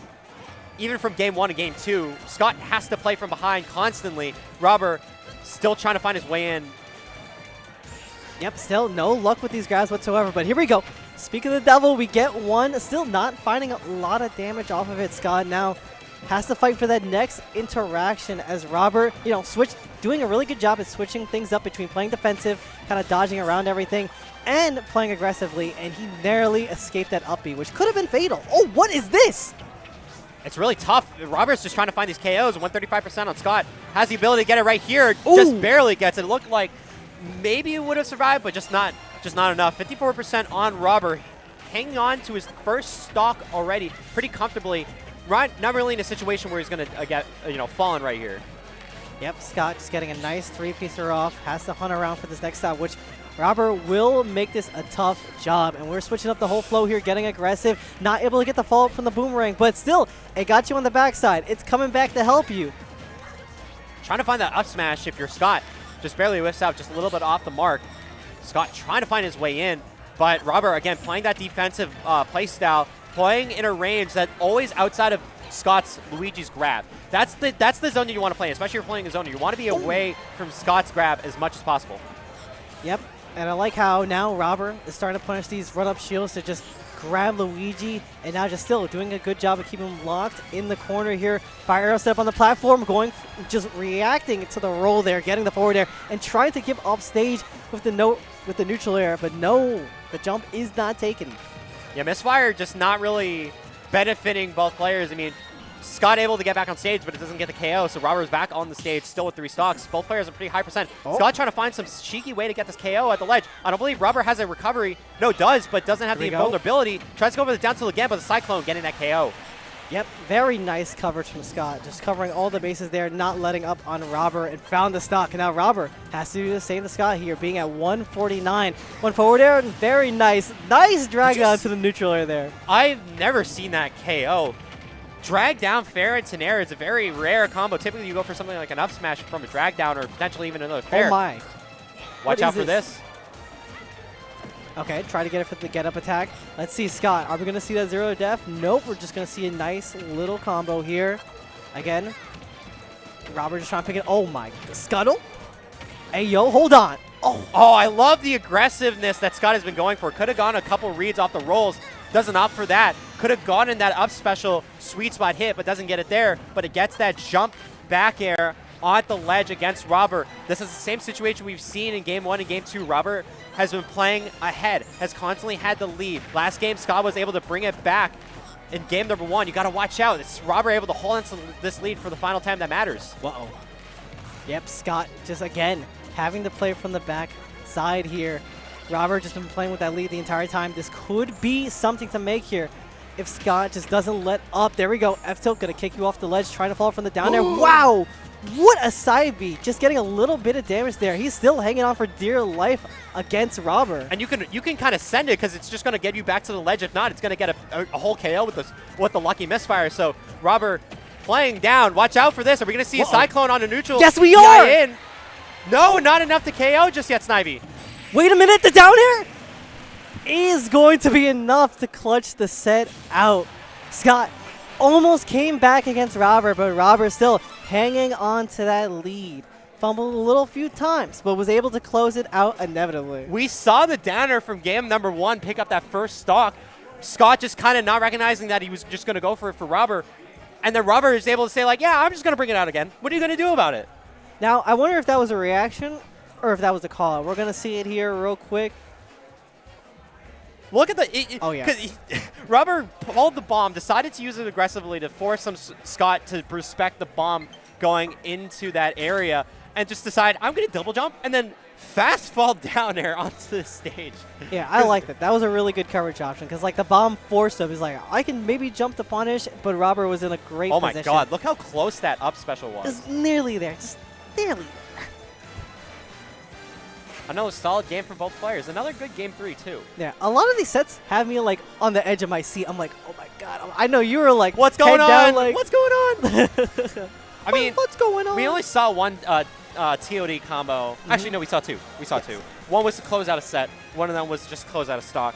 Scott was able to just play well, but I mean, that matchup isn't great. We're gonna be honest about that. Like, what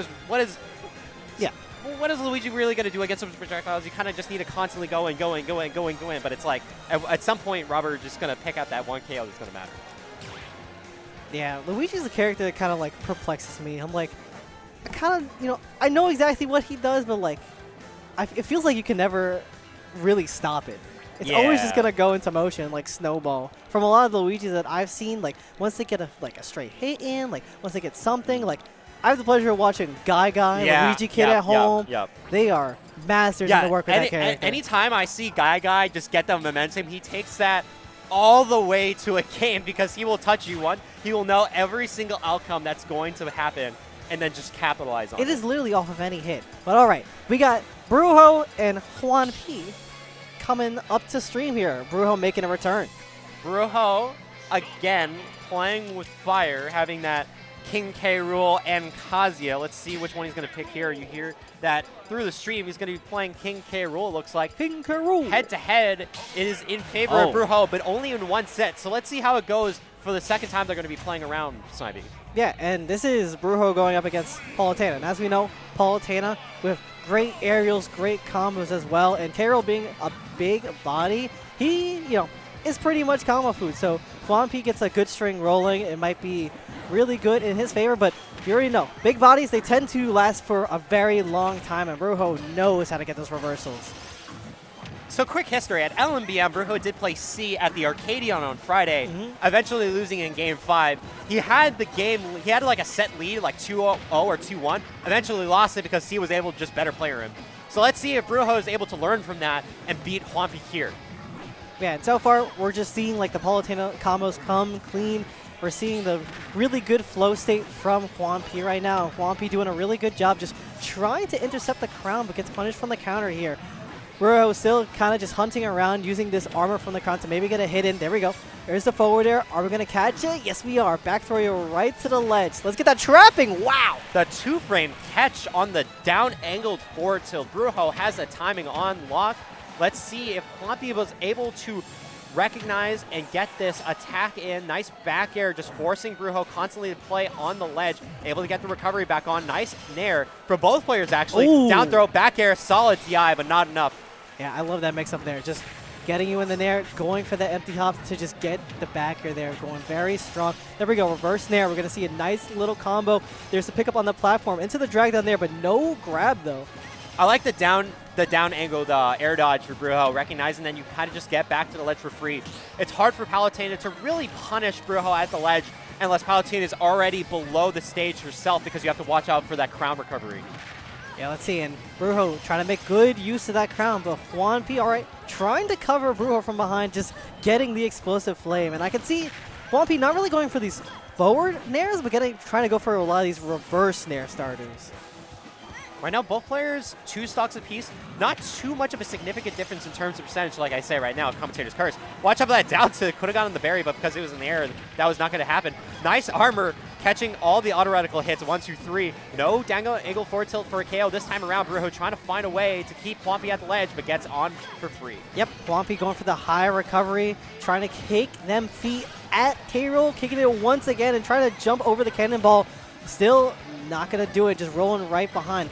Trying to claim that center stage and just trying to look for a good kill. This is a really good setup here. Having the ledge down tilt, no hit, and no getting that back throw either. Brujo just trying to retreat. And there we go. We might see a kill here. Yep. Doesn't even have to go for anything crazy. You have max rage. Palutena is at 114%. You can just go for that up tilt all the time. Unfortunate missed tech for Brujo, but it's a pretty much almost a checkmate situation because up air on Palutena covers so much of that ledge. Yep, and now Palutena just holding on to that crown, not letting Brujo use it whatsoever. And now we can play a little bit of that distance game with the auto reticle. And you can see Juanpi just chucking that crown at K-Rool, not having any of that Croc's business. Oh, throw it again. Juanpi recognizing that, Brujo is using crown a lot, constantly just going for the regrabs, trying to make sure that Brujo doesn't have the ability to get it back later on. Yeah, and this has been a lot of damage racked up just from using crown conversions to just get these hits in. I mean, look at that. Creating the gap to just get that back air in from the crown. And now, Brujo trying to get a little bit of the shimmy on with the angle, but now finally has possession back of the crown. A tool in his disposal, but still, he has to escape this ledge from Juanpi.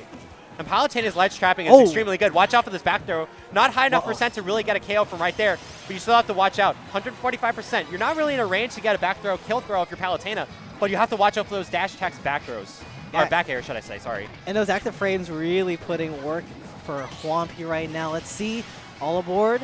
Yep, going to try and set up for another ledge trap movement. Edge guard, but unfortunate SD from Brujo. Yeah, you don't want to see that. I don't think even from where Brujo was so low before the platform was trying to go for an air dodge, might have just, after that fast fall, might have just been a little bit of spooks. Tried to go for an up special, just somehow misinputs maybe. Yeah, I really want to see this last replay here. I love the explosive flame, just forcing Brujo to go closer towards the ledge. Unfortunately, doesn't get the snap onto the ledge for Brujo, so has to go low, which probably also made him eventually go for the air dodge, unfortunately. Yeah, it's super unfortunate. Oh. Hold on. We're seeing the Kazuya. The what now? The Kazuya. The Brujo Kazuya is a real thing. Ain't no way. I would say that his K-Rool is better, but his Kazuya can pick up some games. This is also a best of 3 still. So, maybe this Kazuya can squeak out a quick 2-1. Yeah, I mean, it is winter still, so even if Brujo goes down, it's like a little check to see how the Kazuya is doing. And, I was... All right, Juanpi. I guess the Kazuya not doing so hot, but that's due to Palutena having an immaculate advantage state. Especially just able to get that down air up on Kazuya right now, and still Brujo unable to escape the clutches of Juanpi. Still just not letting up Trinity come on down there. Oh my god, Juanpi! Juanpi has had 3 dunks already in this game alone. Not even having anything against the King K-Rool. Brujo maybe thinking, I'm getting stuck in disadvantage a lot against Juanpi. I've got to go to Kazuya to switch it up. But right now, he is getting mixed to death. There's just not... Brujo needs to get something going. Juanpi's doing a great job of just trapping, even getting really comfortable to go for Nair 1 S-Smash. And I have not seen that in a hot minute from Palutena. And Brujo hasn't really been able to get a lot of these electrics. He's been constantly put at disadvantage. And even if he's in a situation of neutral where he could go for electric, he's not been able to hit it. And this is looking like an insanely comfortable matchup for Juanpi, who really knows how to do it. But there you go. Electric Wind God Fist into the up B. Finally going to be a stock for Brujo, but again, has to overcome the Kazuya disadvantage where it could be a little hard in trying to go for the ledge jump. Brujo not making much of this. Oh, the trip. Here we go. There we go. Nice. Oh, gets a kill too. Hold on. We might have That was kind of like a might have to hold our tongues. Hold up. That wasn't a combo that I would probably see Riddles doing, but that was a good makeshift combo to get that stock, so which is something you really need. You're really down right now. Wait a minute. Nice grab. Ain't no way. Ain't no way. Ain't no way. Ain't no way. No, both players able to recover. And an F smash coming through across the stage. No, Kazi's a little bit heavy. Still has that rage drive online, but probably one more hit. No! This.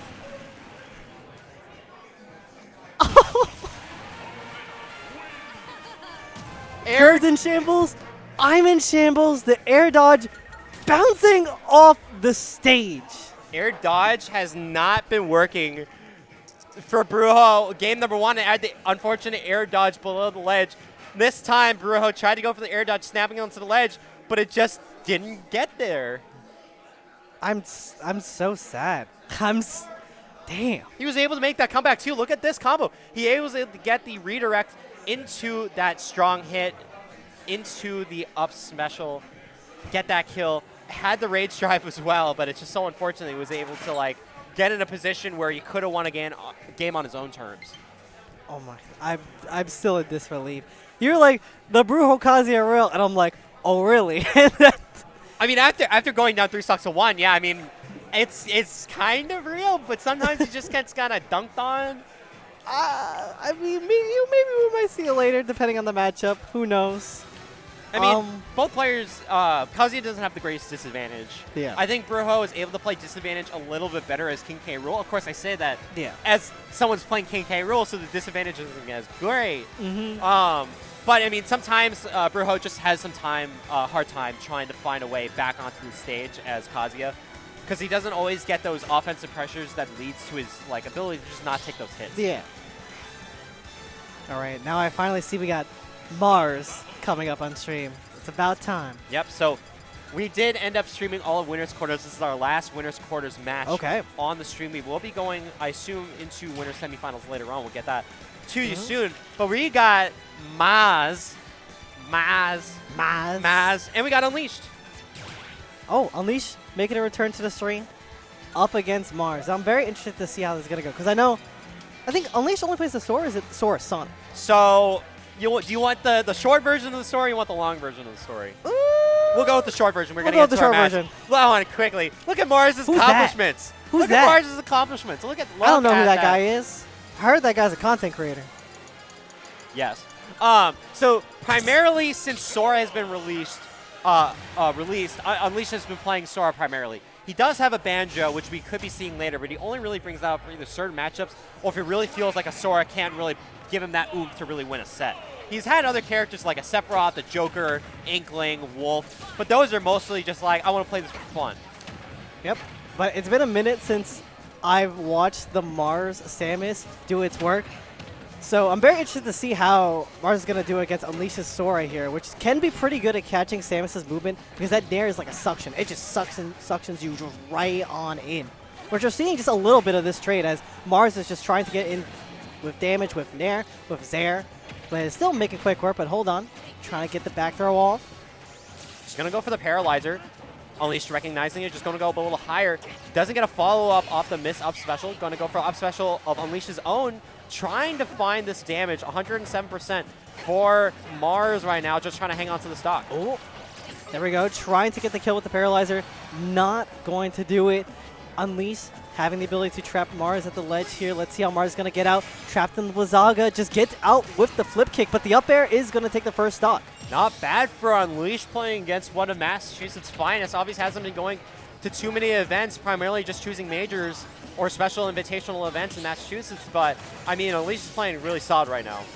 Just doing a great job just getting out of Mars' threat range with the Zero Suit Samus and going for these low recoveries as well. Not wanting to get sniped, just going high here. Dispel's doing a great job at just trading with Mars' tools here. Mars is having a difficult time trying to get this ledge trap off the back air. Still not able to make its mark, but still we might get a setup for a kill just very soon here. But nope, it's going to be Unleashed coming out on top in that last interaction. Mars has just been trying to find that one opening, going for a lot of raw back airs, not able to find anything. He's been trying to also go for these laser whips, side specials, which also haven't been working too well, and the grab isn't going to get a KO just yet. Yeah, I had a feeling this was going to be the case kind of going in the step. Mars struggling a little bit to just open up Unleash and Sora, and now we're kind of coming to that rage where he's struggling to get the kill. See, he's going for a lot of these plasma whips. He tried to get the shield poke with up air, up smash, wasn't able to get it, and now the damage is quickly doubling on the side of Mars, being at 91%.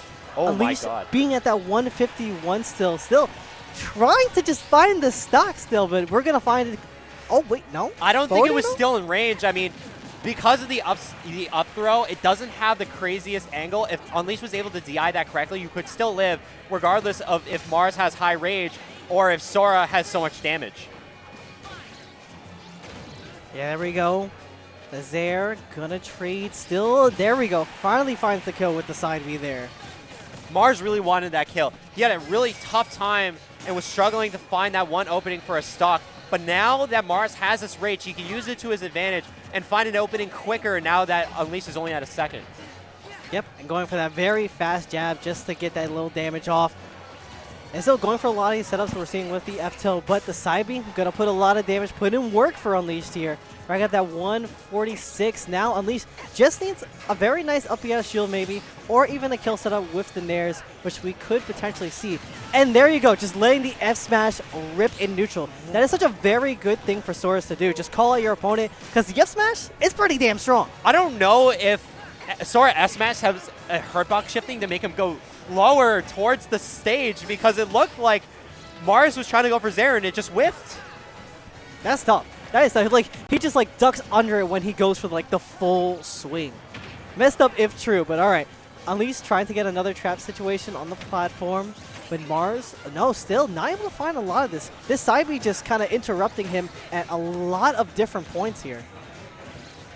Right now, Sora has been doing super well, just playing defensive, but also just playing around a lot of Mars' options. Mars just, again, hasn't been finding those one here we openings. go. Nice Nair into the forward air hit, forces Unleashed to the ledge. Unleashed just recognizing that, gonna just play a little bit more patient, letting Unleashed back onto the stage, try to go for a grab. No punish for Unleashed. Yep, just trying to force Unleashed in these corner situations. Gets the forward throw to set up. No conversion here, not able to get it off. And interesting trade with the whip, but here we go. Down smash, up B. Okay, Mars might be back in this. Not over yet. The damage trades have been going in Mars' favor, especially in the last minute. Mars able to bring it back down to a one-stock game. Now the momentum is sliding in his favor. He's getting very close to tying this up percentage-wise. Yep, now it's Unleash's turn here at the ledge, trying to cover the options with the spell to Blizzaga.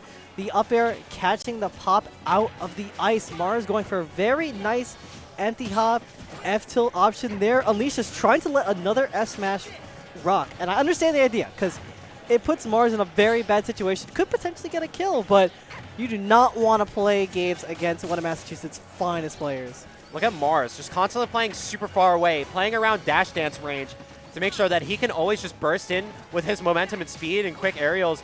Oh, watch out for that forward tilt from Sora, almost getting the KO, using the beefy up B booster to just get that slight hit, forcing Unleashed away from the ledge. Yeah, and I feel like Unleashed maybe wanted to go for down smash, but the up B just poked them. Oh, up air, gonna keep Mars in a juggle again. Mars retreating, trying to find that opening to just weave into Unleashed. Unleashed just throwing out the whole spell book.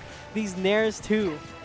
Mars normally is known for going for a cross-up forward air, but he's been going for forward air but fading back to make sure that Unleashed can't get anything special. The Paralyzer does not get the paralysis onto Unleashed, shields it, gets the up smash out of shield and gets that game. Yeah, I would want to say like that's a pretty good read on the side of Unleashed, because Mars, there's only so many options that he had to do against Unleashed, especially against Sora, because Sora can do a lot of tricky things out of shield. He's like, ran and shielded, recognized the situation, like, oh, he whiffed his down smash. I can get my free up B off and close out this first game. Let's see if Mars is able to capitalize on, any of Unleashed's adaptations. Normally, Mars always plays a little bit slower in game number one. That's the typical top player mentality. Let me feel you out, and then we always see that reverse 6-0 in terms of stocks. So, but I mean, Unleashed played really well in game number one. Yeah, let's see if Unleashed can keep up that momentum going into this game too as well. We are starting off with the damage lead as well, keeping Mars in these juggles. But again, that flip kick is going to help Mars get a lot of these tricky situations. But Unleash still, you can't really escape these Nair loops, you know?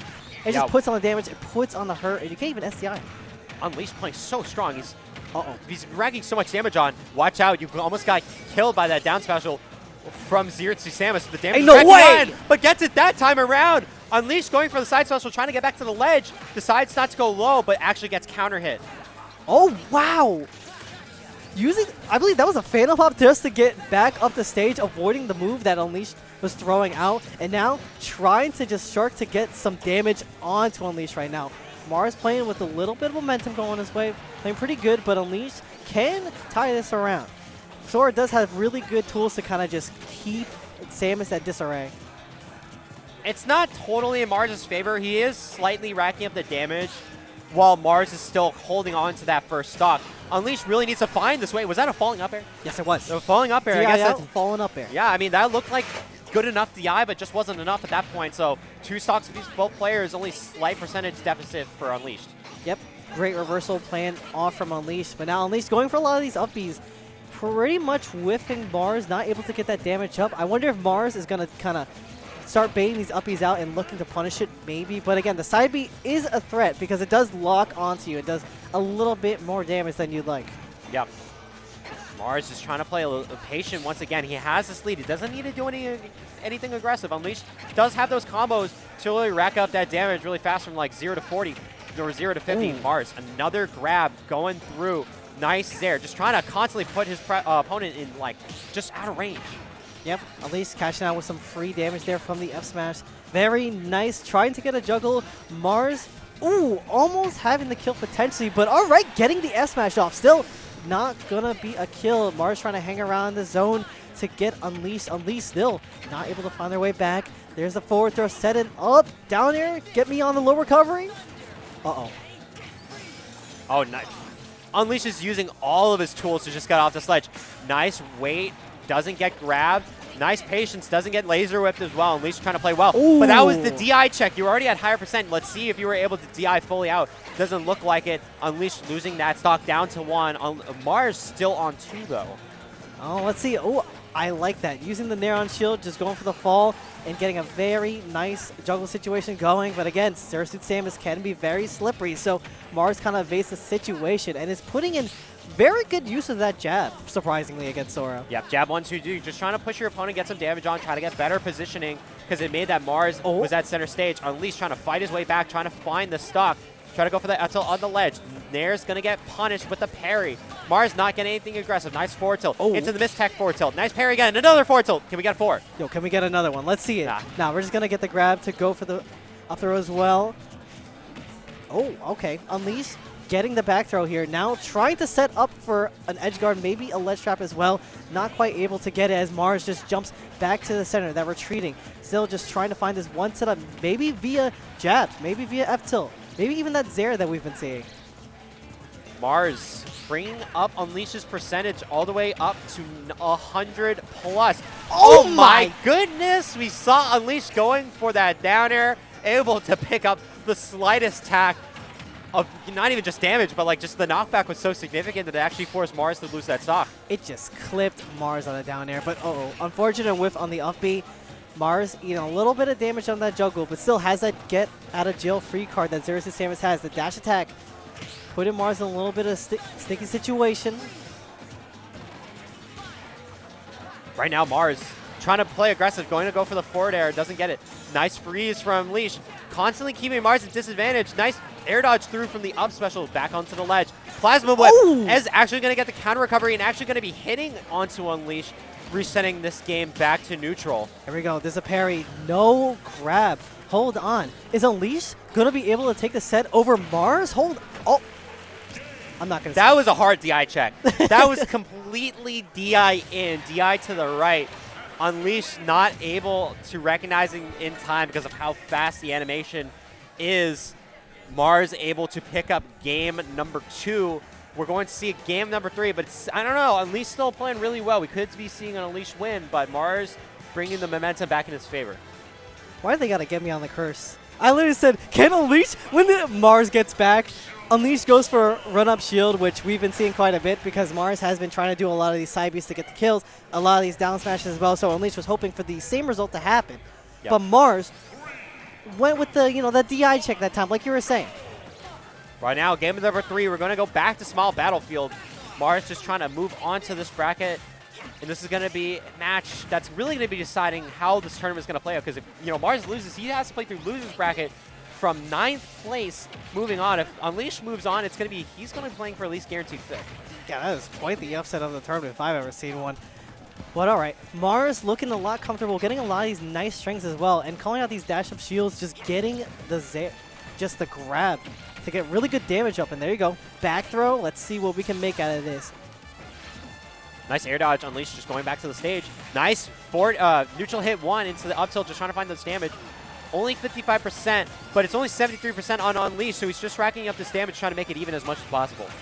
Yeah, Mars was doing a pretty good job at positioning himself to be dodging around these spells, but again, it's a little tricky because he's holding around for so long, but the boost kick got caught. Oh, wait, what a reversal! What a reversal! There's no way. That entire situation was caused because Mars was going for the up special on the ledge, actually went through the ledge, hits Unleash's counter. Both of them are sent off stage.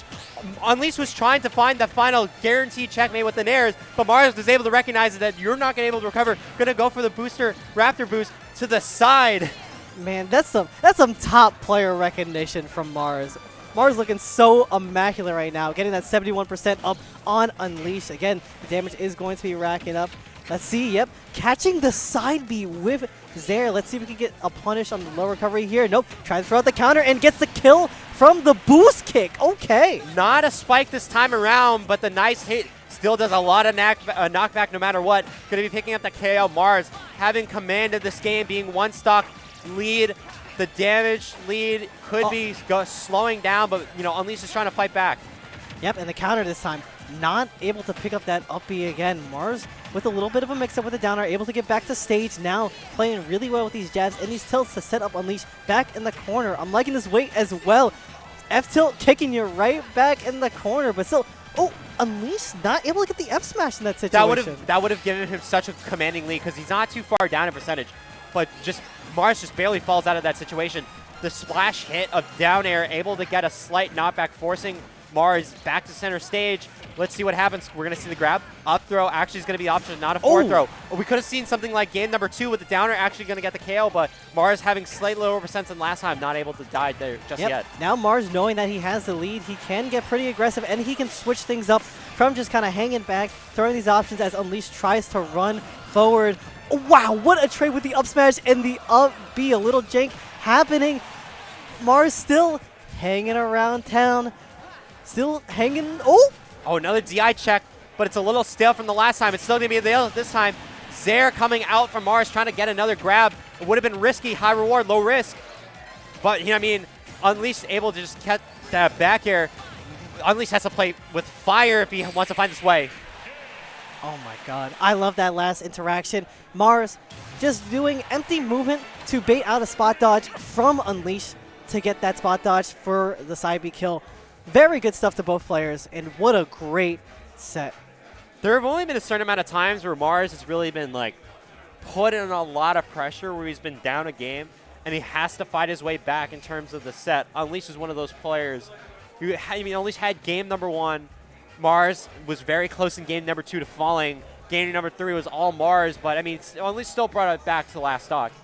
That last sequence was so good. I feel like this is going to live with me for a very long time. Yep. I love seeing stuff like that, just like the empty movement, running back, trying to bait options from your opponent as well. And we are mostly, we're going to see the reversal here again. This reversal was, again, so clean. I feel like Unleash had Mars dead to rights and just tried to just finish off Mars for the extra insurance, but Mars is ready. Mars is ready for that reversal. Yep.